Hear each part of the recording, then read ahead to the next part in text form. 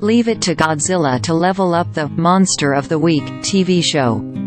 The legendary reptilian kaiju, first seen on film nearly 70 years ago, is a key character in the new Apple TV Plus sci-fi action drama, Monarch Legacy of Monsters, streaming Fridays.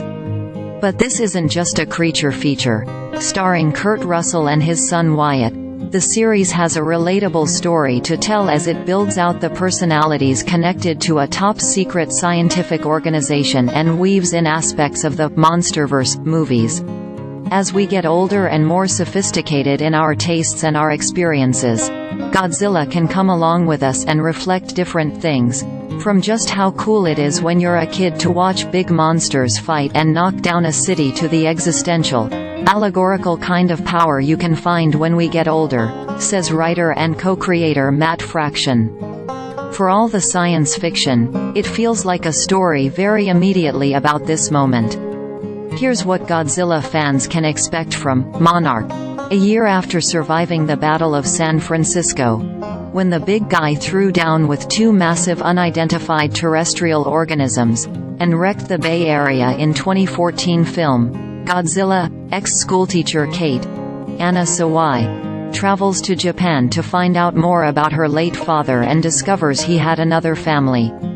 She teams up with half-brother Kentaro, Ren Watabe, and his hacker ex-May, Kiersey Clemons, to dig into their dad's history with Monarch and the Titan monsters.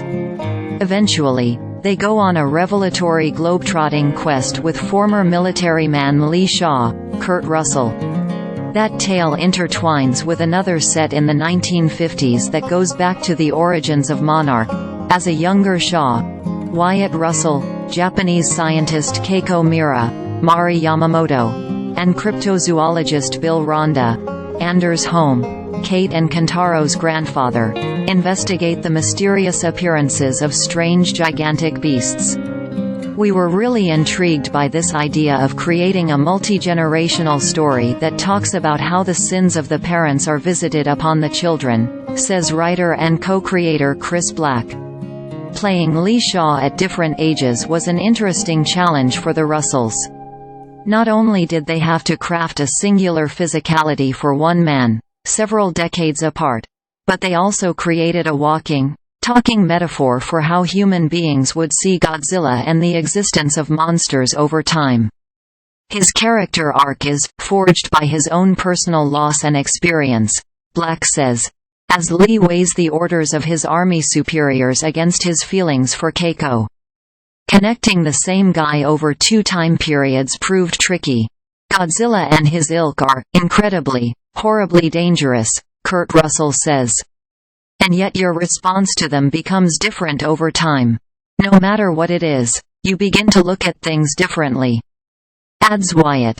This story is about the monsters within and the monsters you're seeing on screen.